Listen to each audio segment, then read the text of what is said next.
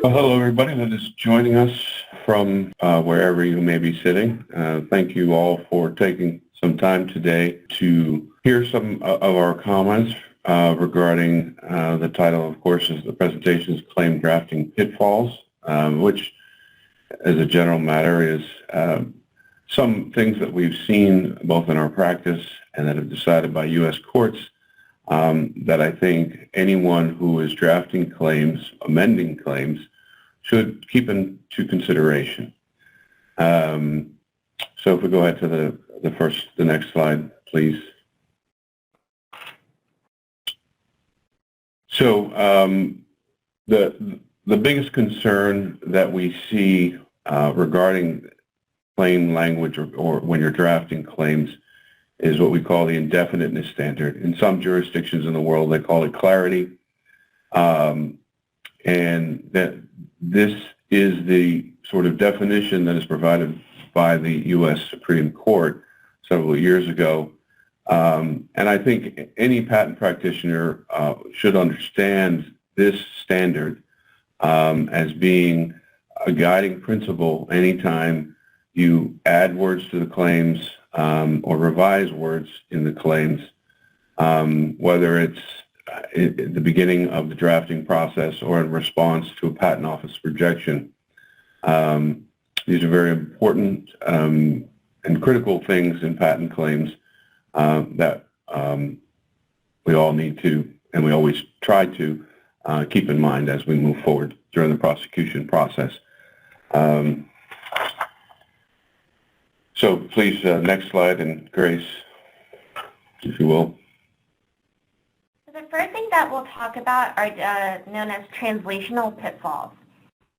Oftentimes when the specification gets translated from a foreign application to entering the U.S. in English, sometimes there's a mistranslation that happens for some words that may be important for the claims.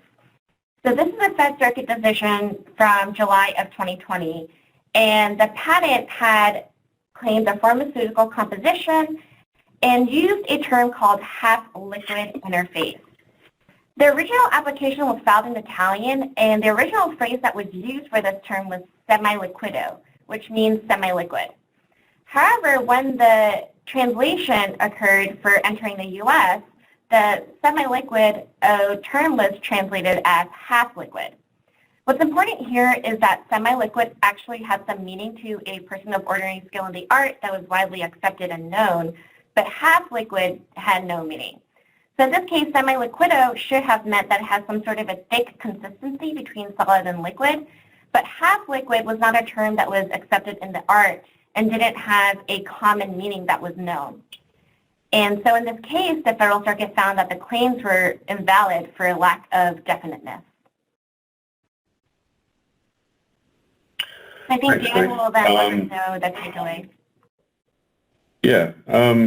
So I mean, this is obviously critically important for applicants in other countries outside the United States, particularly those that file their first or even their PCT application in a language other than English.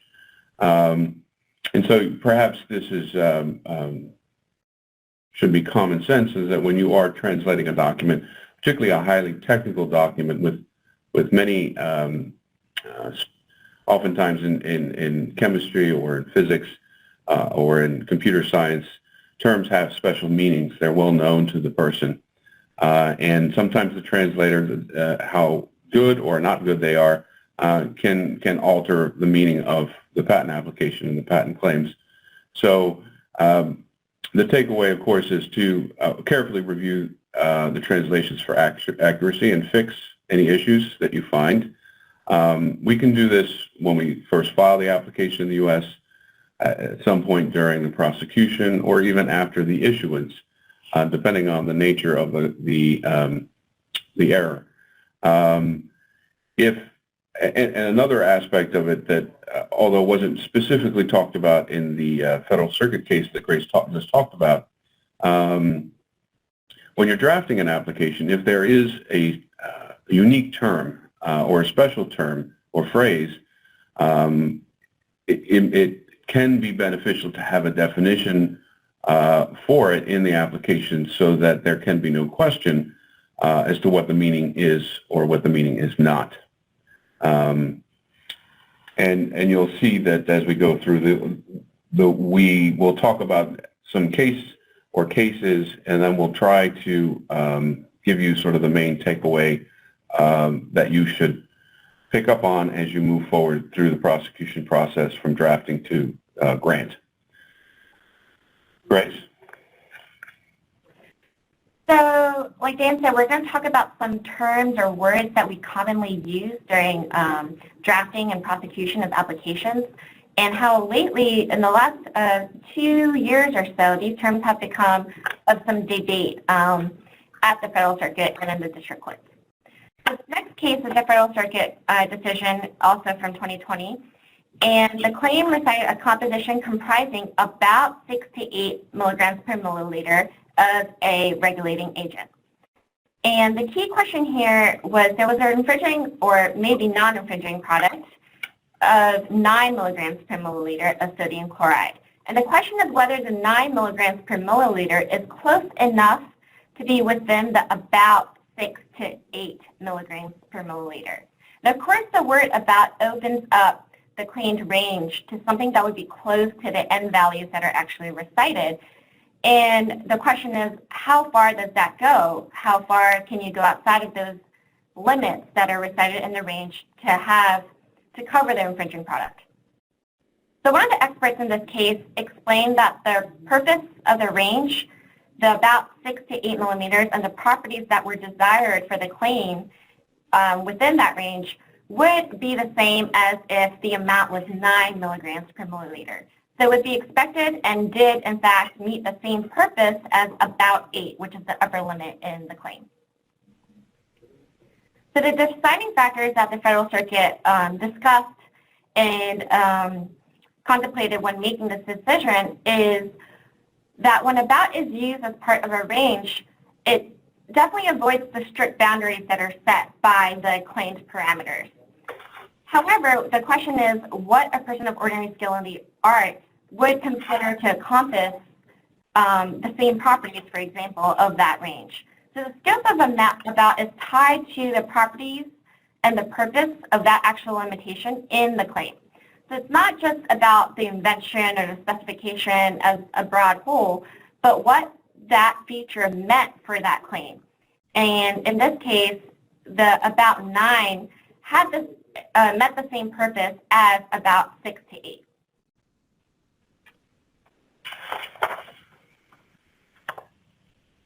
So Dan. Thanks, Grace. So these are, as we've set this up, so these are the takeaways in the context of the term about.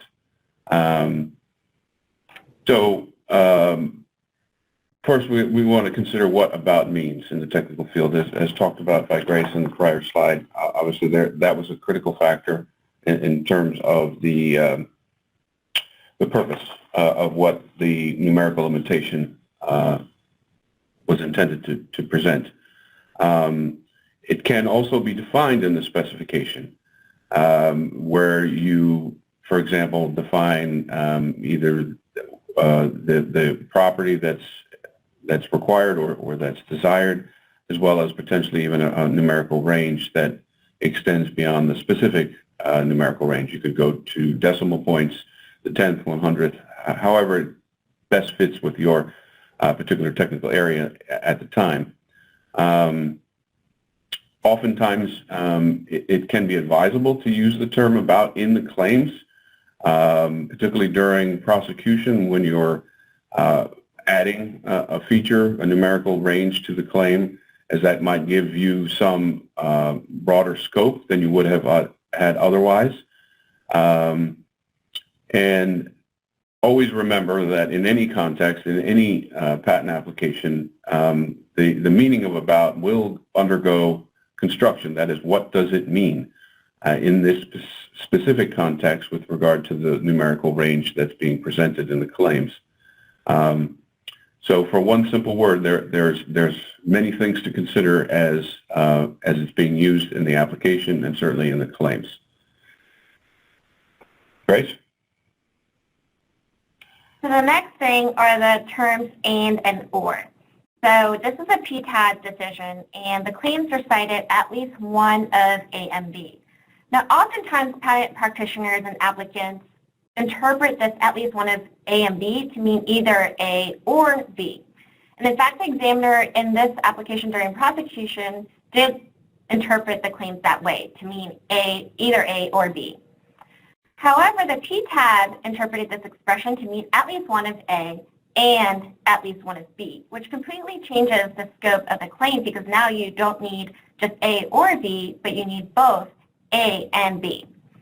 And in reaching this decision, the PTAB just relied on a Federal Circuit precedent on the ordinary meaning of and to be very inclusive of both options.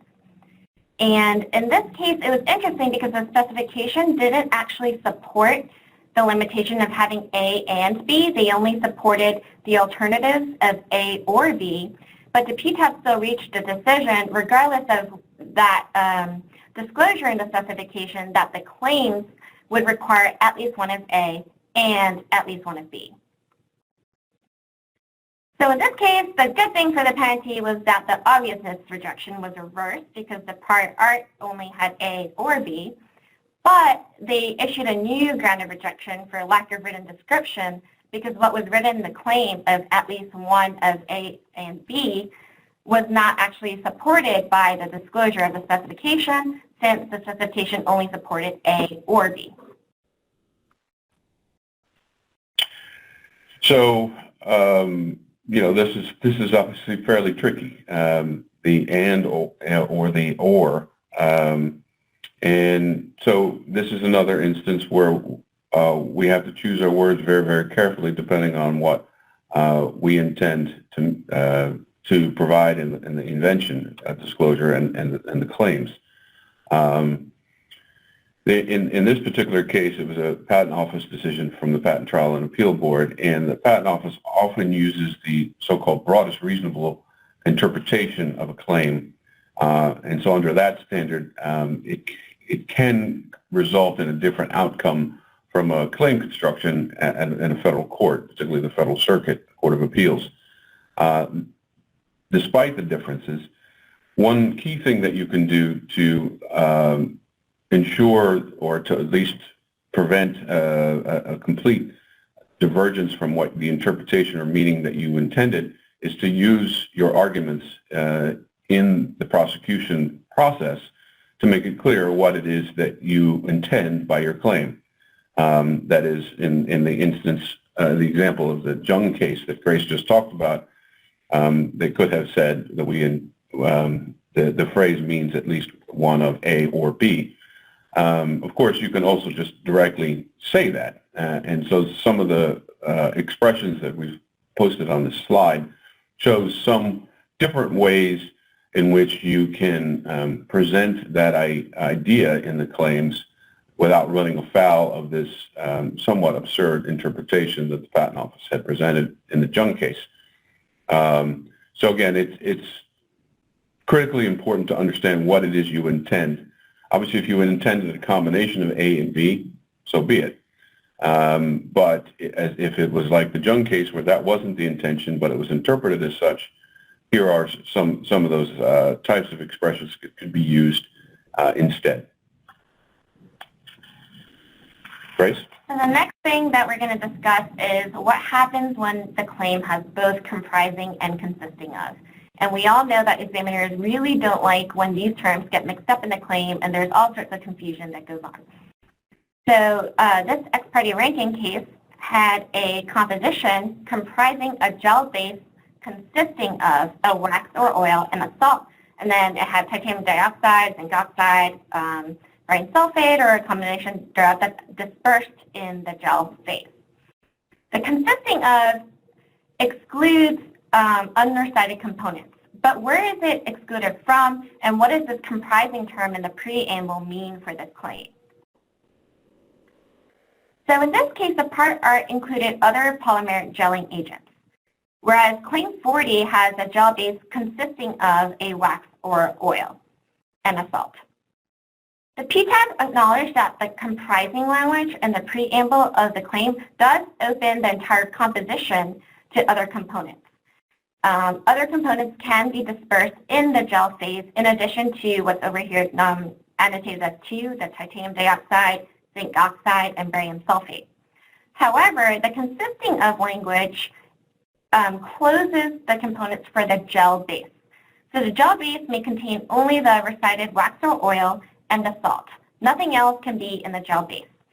So the part art, because it had other polymeric gelling agents, which would be defined as the gel base in our claim, the part art had components that weren't in our claim, and so our claims were, not ours, but Claim 40 was distinguishable from the part art because the gel base, that consisting of language, still closes the components for the gel base recited in Claim 40, even if there's a comprising in the preamble.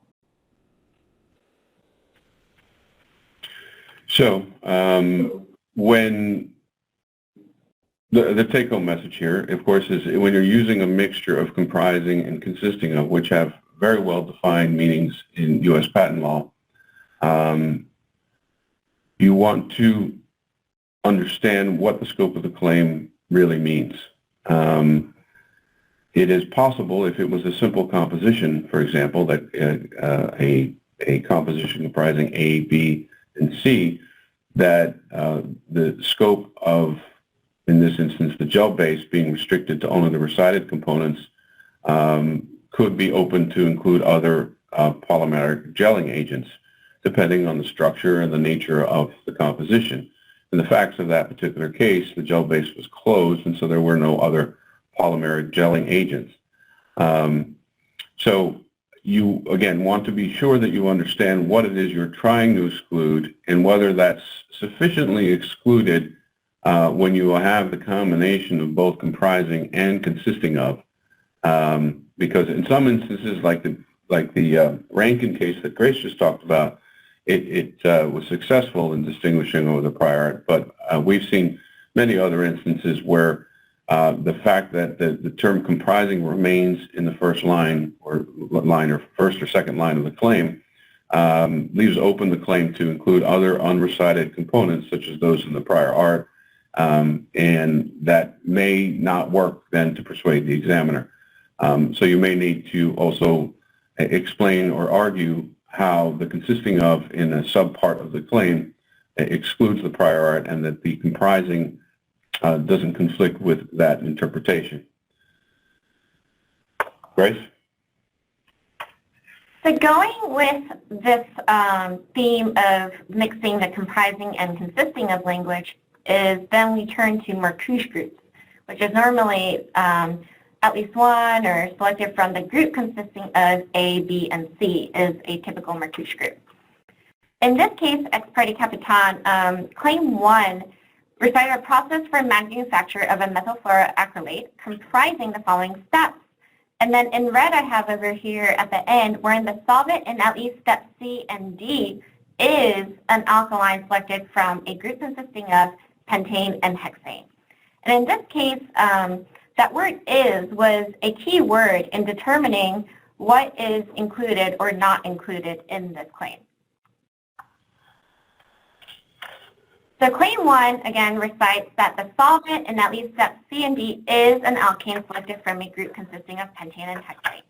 The prior art here disclosed petroleum ether. And petroleum ether is a mixture of aliphatic hydrocarbons, such as a mixture of C5 to C13 paraffins. And the fact over here that's important is that petroleum ether can exclude components other than pentane and hexane. And because petroleum ether can include other components, the PTAB concluded that this petroleum ether was not reading on Claim 1, which recites that it's an alkane selected from a group consisting of pentane and hexane. The PTAB concluded that the suitable solvent required to be used in step C of this claim method was restricted to the listed solvents in the Marcouche group.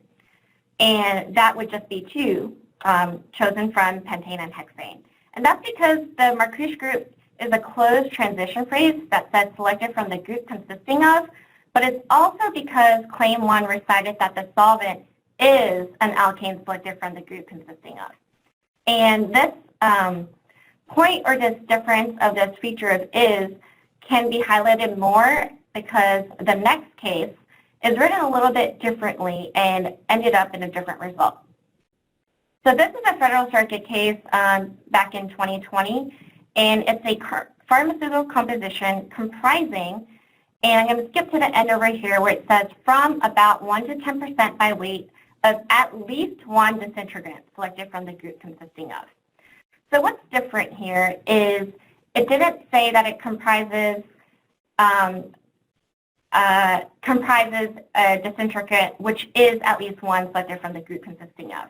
The comprising language in the preamble and then saying it comprises at least one disintegrant opens the claim to possibly other disintegrants even though a Marcouche group is used. So in case that was a little bit confusing, this next slide highlights what was important in this case. So Amgen argued that Claim 1 is open-ended because of the comprising preamble. So we've seen this in the last couple of cases. However, they argued that the consisting of phrase preceded by at least one and the Marcouche group, it only requires that the claim requires at least one disintegrant selected from that group. So of course you need something, if I turn back to the slide, this listing that is shown for the disintegrant, the claim needs to have that disintegrant. It has to be one selected from that group present in the composition to satisfy the claim. However, because it says a composition comprising 1 to 10% of at least one disintegrant, this claim still opens the composition to other components that may be present. So even though you need a disintegrant that's selected from this group, of this Marcouche group, you can still have additional disintegrants present in the composition and still satisfy this claim. The Federal Circuit ended up agreeing with Amgen and said that the at least one language indicates that additional binders and additional disintegrants are still allowed because the claim has the opening preamble language of comprising. So this is the difference between the previous case and this case, is depending on how the Marcouche group is worded and what's in the preamble, it can include or exclude other components that are not in the listing. Thanks, Grace. So why is this such a big deal? Oftentimes when U.S. attorneys write claims for listing various groups, whether it's in this case a disintegrant or any of the other components, oftentimes in organic molecules where X could be any number of things from alkyl to cycloalkyl, et cetera, Marcouche structures are very widely used. And in fact, the U.S. Patent Office examiners will often suggest to you, not so discreetly, that the claim should be in a Marcouche format, and that's the selected from the group consisting of A, B, and C. But if these cases give you any indication, how you do this and how the claim is worded can have vastly different outcomes in terms of whether your claim is open or closed. And that obviously is important for a patentee when asserting their patent or looking to license their patent. The scope of the claims obviously is very, very important. And so we've tried to identify a few examples here where the claim is either open, that is open to include other unrecited components, in this instance a solvent, or it's closed, that is the only what is listed in the claim is covered by the claim and nothing else. So in the first instance, you can see a composition comprising, and the solvent is selected from the group consisting of. And this is very similar to the Capitan case that Grace just talked about. And that's a closed, meaning that the solvent can only be, one of those solvents A, B, and C. However, in the second instance, where you have the dual use of comprising or comprises, you can see that the solvent comprises at least one selected from the group consisting of A, B, and C, and that claim is open. That means that, again, following the Capitan case, for example, that the alkane solvents could be open to not specifically be restricted to what's recited in the claim. And then finally, of course, composition comprising at least one solvent selected from the group consisting of A, B, and C is open based on the Amgen case that Grace just talked about. So again, what oh, sorry, next slide. So without other language altering the meaning of this Marcouche group structure that's often used in patent claims, that will determine whether or not the claim is open to include other unrecited members or is closed to only those members. And so the mixture of recited members and additional unrecited members of the Marcouche group are allowed if the Marcouche clause includes the phrases such as at least one. There is the term comprising, which, as we all are aware, is open-ended transitional phrase under U.S. law. And so, like everything else that we've talked about today, you really want to think about what is it that you actually intend for your claim. If you want it to be closed, that's perfectly fine. But if your intent was to keep it open, then be careful in terms of how you draft the claims. Next slide, please. So we will conclude with this, which is common sense, of course, for any practitioner to be cautious and diligent when drafting and amending the claims. What we've tried to do today in this short time is to highlight several recent decisions where at first glance you think, this is not such a big deal about everybody knows what that means, or, you know, well, it clearly means I intended to have other solvents in the mixture. But what these cases illustrate is if you're not careful in terms of how you draft the claims, the intent that you wanted could be lost. And that obviously could have significant negative consequences in obtaining the patent in the first place, and certainly enforcing and or licensing the patent if it turns out the scope of the claims you thought you had was much narrower or broader, as the case may be, than what you had hoped. And so I hope that that's the lesson, right? To pay attention to what seemingly are inconsequential words in the claim. There is no word in the claim that is inconsequential. Pay attention to every single one of them. And if there's ever any questions or there's confusion on it, talk to colleagues, talk to your attorneys, talk to a U.S. attorney. Those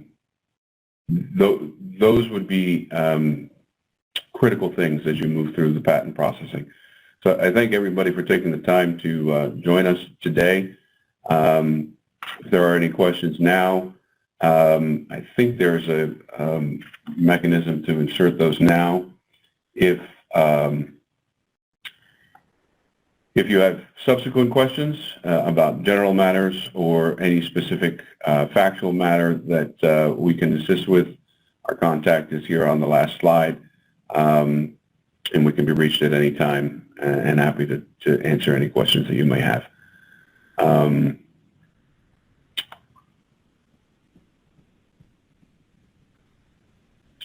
I think, yes, I think there was a question about providing the slides.